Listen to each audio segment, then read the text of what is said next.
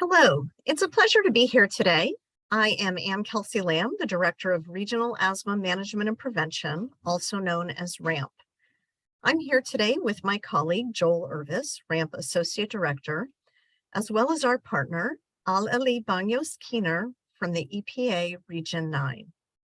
Today, our presentation will focus on asthma home visiting as an evidence-based intervention that improves health outcomes, reduces healthcare costs, and reduces asthma disparities. Next slide, please. By the end of this session, participants will have learned the basics of asthma and asthma disparities. They will understand the role asthma home visiting programs can play in addressing asthma triggers. They will have learned about Medi-Cal financing to support asthma home visiting services, and they will be able to identify how asthma home visiting aligns with the focus on environmental health and can be integrated into GAP grants. This list also reflects the order of our content, which may be useful for you to know if you want to skip any sections. For example, if you already know a lot about asthma and asthma home visiting programs, you may want to skip ahead to learn about integrating asthma home visiting into your GAP grants. Next slide, please. I'd like to start with a bit of information about who we are. RAMP is a project of the Public Health Institute based in Oakland, California. Most of our work focuses on the state of California, but we are involved in several national projects in partnership with the EPA, including providing technical assistance to other states and communities. Our mission is to reduce the burden of asthma with a focus on health equity. We don't provide direct service to people with asthma, but we support those who do. We build capacity of asthma stakeholders by creating and disseminating tools, providing strategic guidance, and conducting training and technical assistance. We create linkages among partners for peer learning, collaboration, and network building. And we mobilize our networks to advance policy and systems change. Next slide, please. I'd like to start by covering the basics of asthma and asthma disparities. Asthma is a chronic inflammatory disorder of the airways, characterized by inflammation of the lining of the airways, tightening of the bands of smooth muscles surrounding the airways, and excess mucus that further narrows the airways. Next slide, please. Asthma is a significant public health issue. In California, about 1 in 7 people has been diagnosed with asthma. Each year, asthma causes unnecessary emergency department visits and hospitalizations, missed work and school days, and in the worst cases, death. While these data are for California, we know that each state has similar statistics related to asthma. Next slide, please. We are particularly concerned about asthma disparities based on income, race, and ethnicity. These disparities are certainly relevant to tribal communities. As just one compelling example, according to the U.S. Department of Health and Human Services, American Indian, Alaska Native children are almost twice as likely to have asthma as non-Hispanic white children. In California, American Indians and Alaska Natives have 1.4 times higher rates for emergency department visits due to asthma. And asthma disparities are not happenstance. They result from historic and current policies and systems that create environmental and social inequities related to air quality, land use, transportation, housing, access to care, education, and the experience of racism and poverty. Next slide, please. Our focus on asthma disparities and the social and environmental inequities that drive them also drive our overall goals. We currently have 3.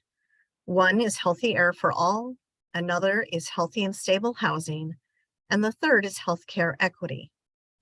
While all of these are relevant to tribal communities, today we're going to talk about asthma home visiting services, an evidence-based intervention that combines our focus on healthy and stable housing with healthcare equity.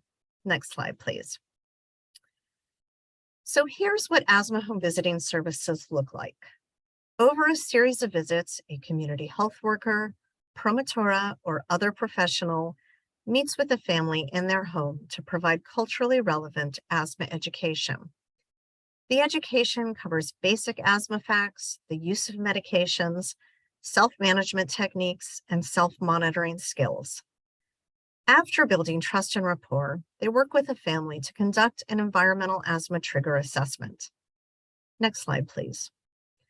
During the assessment, the home visitor will look for signs of common environmental asthma triggers, like mold and moisture, or pests, like cockroaches. They'll work with the family to understand whether there's exposure to things like environmental tobacco smoke, chemical irritants from cleaning products, or nitrogen dioxide from gas stoves or space heaters.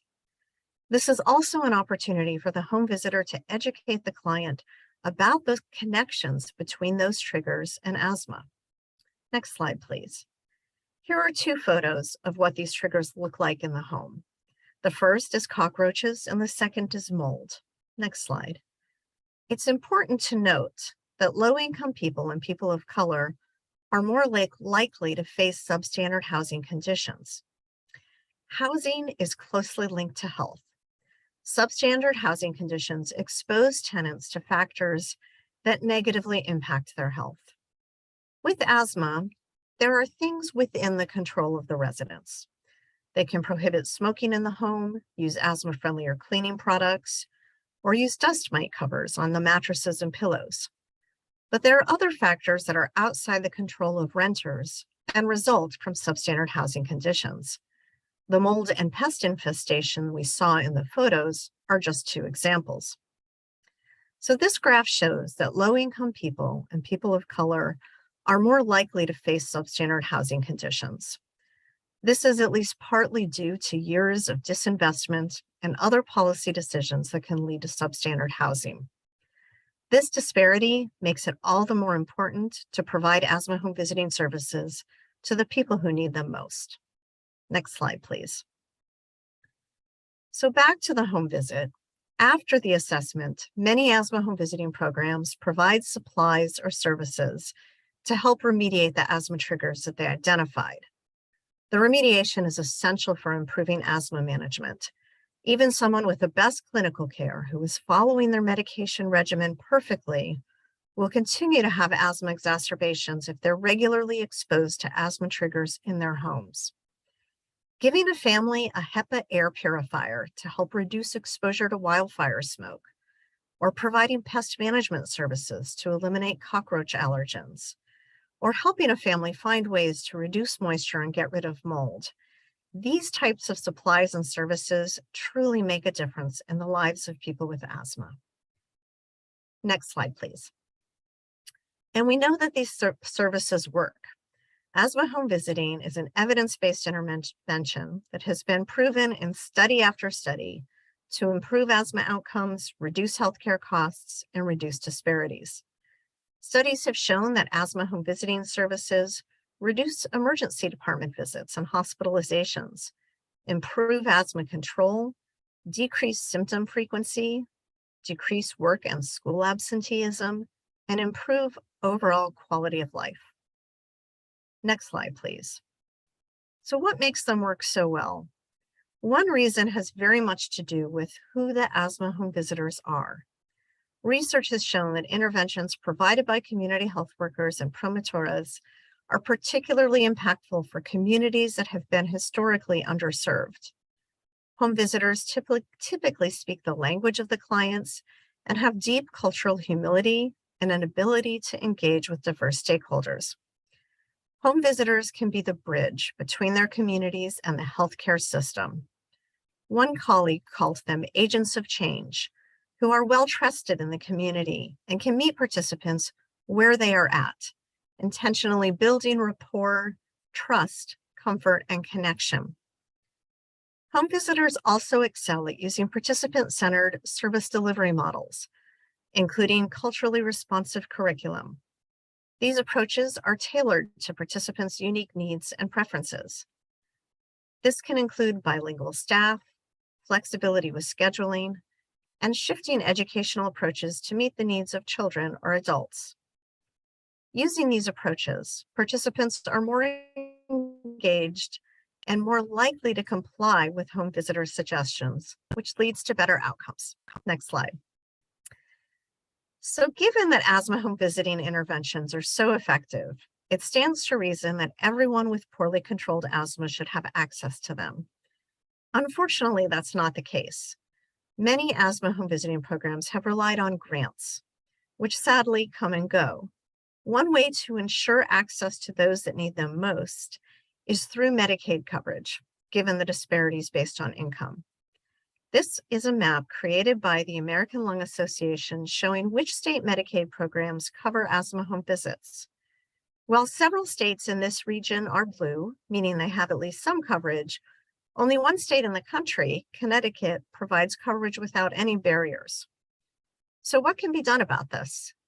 There are a lot of different approaches, but my colleague, Joel Irvis, is going to tell you about the path we've taken in California. Thank you. Thanks, Anne. Here in California, we've been working with a broad network of partners to expand access to asthma home visiting services for low-income Californians with poorly controlled asthma. We have been targeting policies at the Department of Healthcare Services, the state agency that runs California's Medicaid program called Medi-Cal. In this photo, California State Senator Melissa Hurtado on the far right is introducing a bill that aimed to do just that. That photo is but one moment in what has been a long and winding advocacy road. Our state effort began in 2015 after the adoption of a federal policy rule called the Preventive Services Rule. This rule allows state Medicaid agencies to provide reimbursement to non-licensed professionals for certain preventive services. We decided asthma home visiting services provided by CHWs, promotoras, and others would fit perfectly with this rule. That federal rule led us to years of state advocacy that included direct engagement with the state Medicaid agency, 2 pieces of legislation, and working through the state's budget process. In 2019, we came close to our goal of Medi-Cal coverage, but instead the governor and California legislature decided to allocate $15 million to support asthma home visiting services. Of course, $15 million in support of these services was a win in and of itself. So for the past 2 years, we have been helping with the implementation of those funds. It's being run as a grant program through the Sierra Health Foundation and has helped provide much needed services to many Californians with poorly controlled asthma. While this particular funding opportunity is now closed, the funding has also helped build the capacity of diverse organizations to provide these services. I want to stress that many of the organizations funded by this opportunity are new to asthma or were new to asthma. They had great community connections, strong skills at connecting with diverse populations, and other assets. I mention that so you don't worry if you or your organization doesn't have a lot of asthma experience.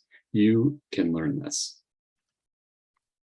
So as wonderful as these funds have been, they're yet another grant program, and to sustain services, we really need policy change. Luckily, over the past several months, we are finally seeing success in this area through 2 complementary policies in California. One is the Asthma Preventive Services benefit, and the other is the Asthma Remediation option under the Community Supports Program. I'll start with the Asthma Preventive Services benefit. This new benefit covers asthma self-management education for any beneficiary with asthma, either in the clinic or in the home. Additionally, for people with poorly controlled asthma, the benefit also covers an in-home environmental trigger assessment in order to identify those factors that may continue to trigger a person's asthma, even when they use state-of-the-art medications. As for who can provide the services, a wide range of non-licensed professionals are covered, so long as they have met certain requirements, such as participating in a training informed by national asthma guidelines. We're thrilled about the benefit, but it's still missing a critical piece, which is addressing any triggers the environmental assessment may discover. That's where asthma remediation under the Community Supports Program comes in. So sometimes called in lieu of services, community supports are a substitute for traditional medical services to avoid the utilization of other costlier services, such as emergency department use. Typically, Medicaid doesn't cover non-medical services. That's not the case here. Community supports are covered by Medi-Cal funding, which is a huge win for addressing upstream factors that influence health. The way California structured its community supports program, there are 14 different services that a Medi-Cal managed care plan has the option of integrating into its program. Asthma remediation is one of the 14 options. The program covers minor to moderate remediation with a lifetime beneficiary cap of $7,500. The program is designed to support a range of supplies like mattress and pillow dust covers, HEPA filtered vacuums, dehumidifiers, and air cleaners. It can also include services like minor mold removal and remediation, ventilation improvements, and integrated pest management. The program is also flexible. Other supplies and services may also be covered if they're medically appropriate and cost-effective. While both policies are new and there are a lot of implementation details to be worked out, we're still really excited about the development.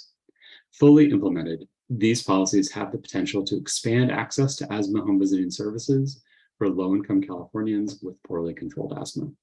Additionally, the policies can help improve the financial sustainability for asthma home visiting programs so that they're here not just now, but for years to come. Now, as much as I've celebrated the approach we've taken in California, it's really important to note that our path isn't the only path to sustaining asthma home visiting services. Several years ago, the EPA created this helpful infographic that shows the broad array of funding mechanisms that involve Medicaid, as well as other sources, from local health departments to community development block grants. So even if you're not in California, there may be other funding sources to take advantage of to support asthma home visits. We also hope that this work can be a model for others. For groups that are interested in pursuing this work, we want to note that there are numerous resources available to support you. For example, recently we released a new tool designed to help managed care plans and those of us who work with managed care plans to support asthma home visiting services. Another tool is an e-learning module produced by the National Center for Healthy Housing, which focuses on building sustainable systems for asthma home visits. RAMP and the National Center for Healthy Housing are partnering to provide technical assistance on establishing and sustaining asthma home visiting services. Additionally, as of this recording, RAMP is about to launch a new technical assistance project specifically to support interested Region 9 tribal communities along the border. This work will include building connections and providing tools and training for tribal communities to build capacity to build and sustain asthma home visiting services. Technical assistance is free and tailored to the needs and interests of the participant. So for more information, please don't hesitate to contact us. So to close out the presentation, I'm going to turn it over to Lee, my colleague at the EPA, who will talk through the connections between asthma home visits and GAP, the General Assistance Program. Thank you, Joel, and thank you, Anne. So I am here to talk to you about how to develop indoor air programs that address asthma disparities. Next slide, please. So why develop a tribal indoor air program? Next slide. I think probably the main reason to develop a program is due to the extreme weather changes that we have been experiencing lately. This great graphic here that was produced by the Centers for Disease Control shows how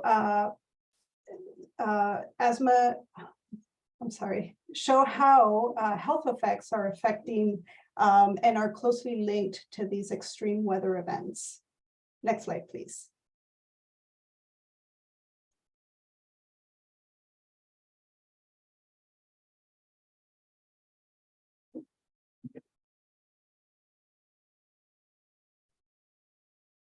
Lily, are you seeing the next slide? Yes, I'm just having a little bit of an issue with my talking points here. Okay, I'm sorry, I see them now. Apologies for that. Okay. Okay, so now I'm okay. So going on to the next slide. So this is fine, actually. So what happens inside of our homes impacts our indoor air quality. So this is usually very evident when we have wildfire events and you can see and smell the smoke inside your home. And depending on what's going outside, whether it's odor coming from a nearby factory, a wildfire, or heavy traffic fumes and dust from high commute hours, for example, the contaminants that are outside of your home are going to end up inside your home. It's important for communities to learn about their air quality and how it affects their indoor air so that we can decide when to spend time outdoors and when to open windows and doors to ventilate. Okay, next slide. So in addition to the outdoor air that impacts our indoor air, we have other sources of indoor air pollution as well. And in fact, studies have shown that indoor air pollutants can be 5 to 10 times and up to 100 times higher indoors than outdoors.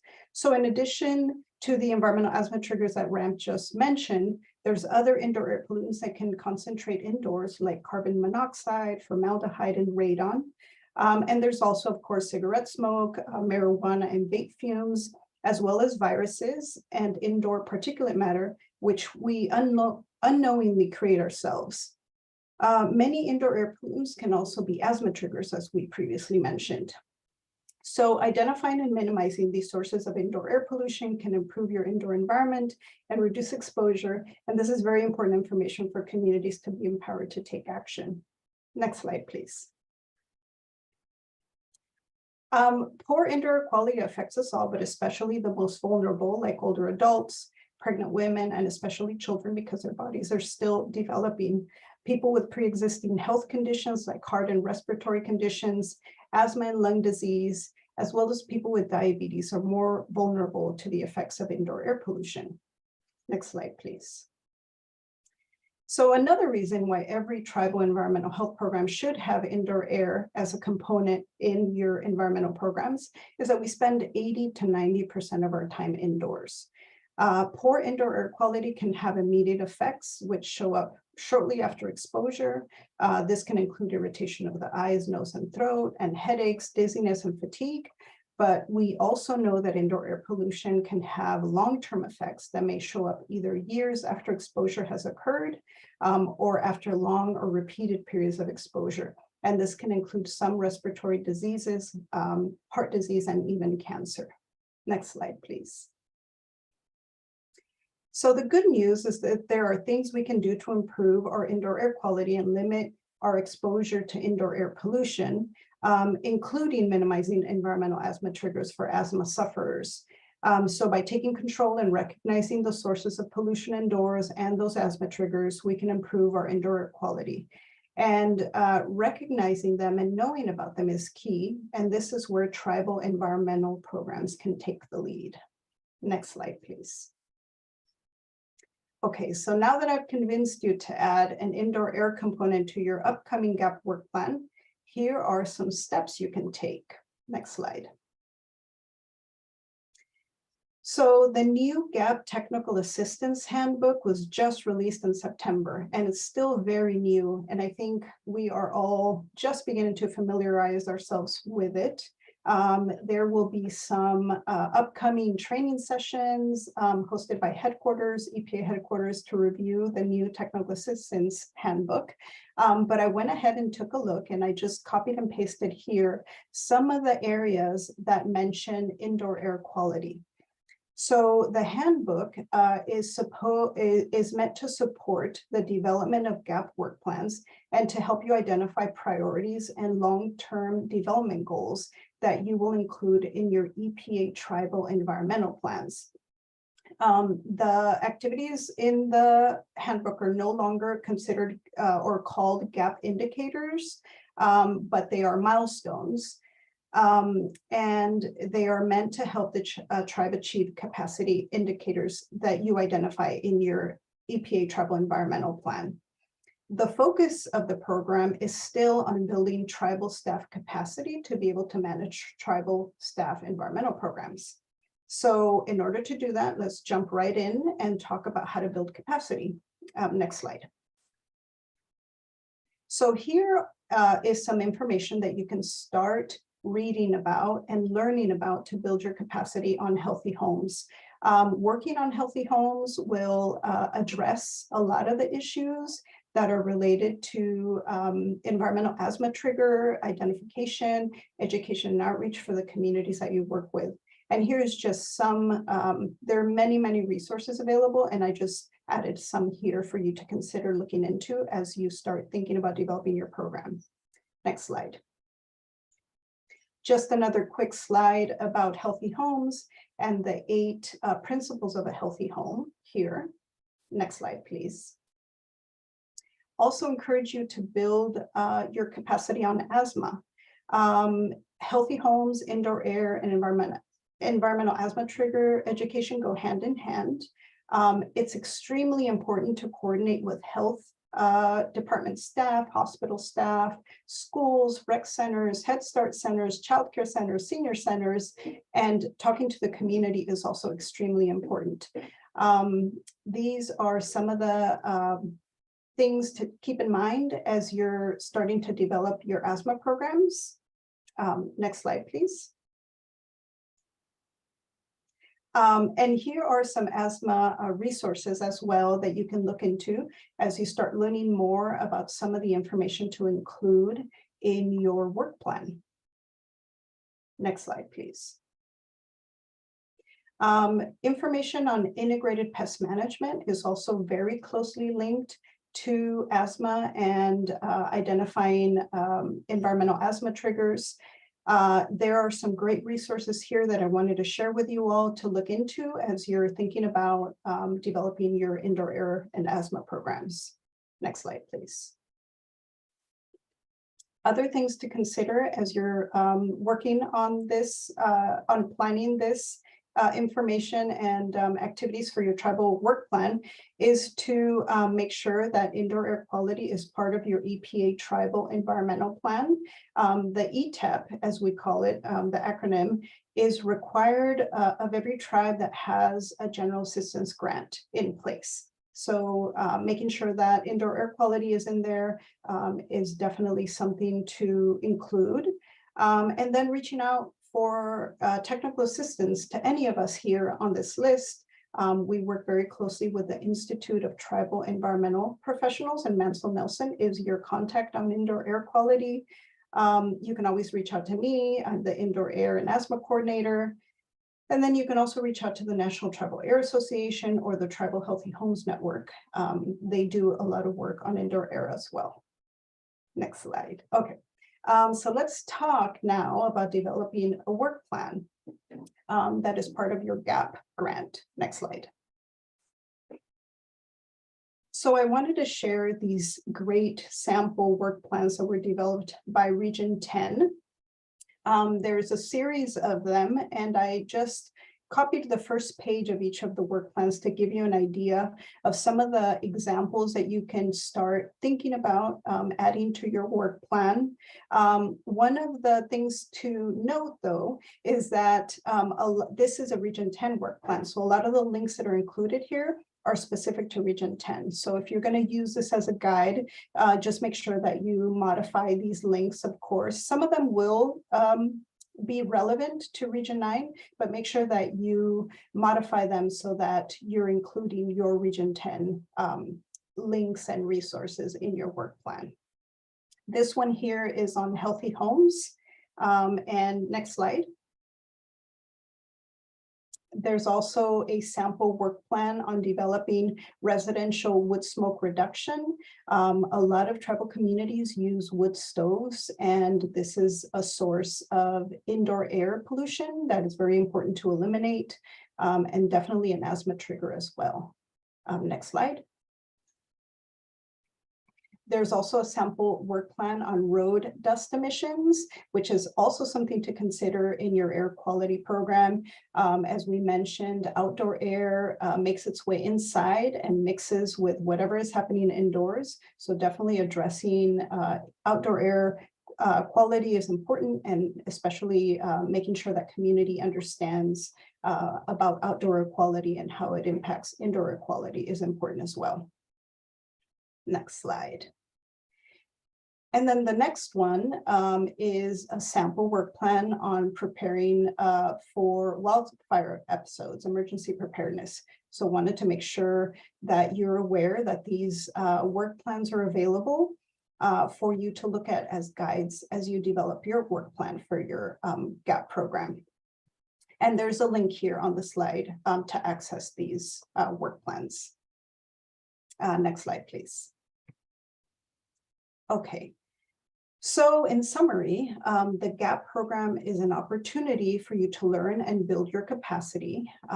It's an opportunity for you to learn and train and investigate and actually get paid for it. You know, the GAP program is paying a salary for folks to do this work and to learn about the work, to be able to manage your own environmental programs. So it's important as you're doing this to identify any needed skills, especially now as we are, you know, in the age of COVID and also with the extreme weather challenges that we've been seeing, increased heat events, increase in wildfires. So making sure that you're, you know, thinking ahead and identifying those needed skills. Meeting with the community is very important because you can find out what some of their needs are and how they are affecting the community. Always reach out to other tribes to learn from them. A lot of tribes are developing programs, and they can give you information and resources and share their experiences with you. Again, reaching out for technical support. We're always here to assist. EPA, as I mentioned, ITEP, NTAA, and others are always available to provide input. There's also a lot of work groups out there. NTAA has an indoor air work group that meets regularly to talk about indoor air quality. They also have a wood smoke work group that meets on a regular basis. Participating in those work groups is really important to develop information and knowledge about what to focus on. Again, I think one of the most important things is collaborating, as I mentioned before, with your local health departments. The Indian Health Service is often working on different projects that might be relevant to your work. HUD is always, a lot of tribes also have HUD funding, so coordinating those different sources of funding and the different areas that house our vulnerable communities, like our senior centers, after school programs, health, childcare centers. Making sure that you're coordinating with them is very important. And then last, just making sure that you have all the tools that you need to do your work, whether it's a webinar platform or a listserv, maybe actual physical tools like a moisture meter or a carbon dioxide monitor, for example. Maybe indoor air monitoring equipment or sensors is something to consider as well. Okay, next slide. So I quickly wanted to go over some tools and resources. Next slide. Additional tools and resources. So we just released the Tribal Indoor Air Quality Training and Resource Directory. It's brand new. It was released maybe a couple of months ago, and it's available on our website. The link is here. And it has a lot of great information on developing indoor air quality programs. A lot of great resources and information is there. Next slide. And probably all of the other resources that I'm about to cover are included in the Tribal Indoor Air Quality Training and Resource Directory, but I'm going to go over them quickly anyway. EPA's Indoor Air Quality webpage is being updated continuously, has a lot of great information on indoor air quality and things that you might consider adding to your tribal GAP program. We also have a quarterly newsletter that goes out, and you can subscribe to receive those updates. Next slide. We have a indoor air in tribal communities webpage as well that is updated with up-to-date information. Next slide. We also have IAQ in schools, very specific information if you want to focus and work with schools. This would probably also apply to childcare centers. There's a lot of great pre-recorded training available on this website, so I added the link here. All this training and information gathering can be added to your GAP work plans as capacity building activities, so definitely keep these in mind as resources. Next. slide. And also wanted to share about our Safer Choice program, which is a program that uses less toxic cleaning products. And of course, this is closely tied to your indoor quality and making sure that you have fewer asthma triggers inside your home for folks with those sensitivities. Next slide. And just our website here with more information on integrated pest management. So if you'd like to focus on eliminating or minimizing pesticide use in tribal communities, make sure you check out this page and look into it and establish an IPM program at your in your community as well. And next slide. And then the last resource I wanted to share with you is the pediatric environmental health specialty units that work very closely with us in Region 9. They are a network of health professionals that focus on children's environmental health. They also provide training and resources to not just to parents and others who work on children's environmental health, but also to doctors. So they have a very interesting and useful PASU Learning Academy. Make sure you check it out if you'd like to learn more about specific environmental health issues there. And I think that was it for me. Just wanted to thank you for viewing this presentation, and I'm available to answer any questions. My information is here. Feel free to give me a call. Every year when you submit your GAP work plan, if there's an indoor air component in your GAP work plan, I take a look at it and I give you some comments and recommendations, and I share resources. But of course, you can reach out to me in advance of submitting your GAP work plan if you just want to discuss and plan. So thank you so much. And that is the end of my presentation.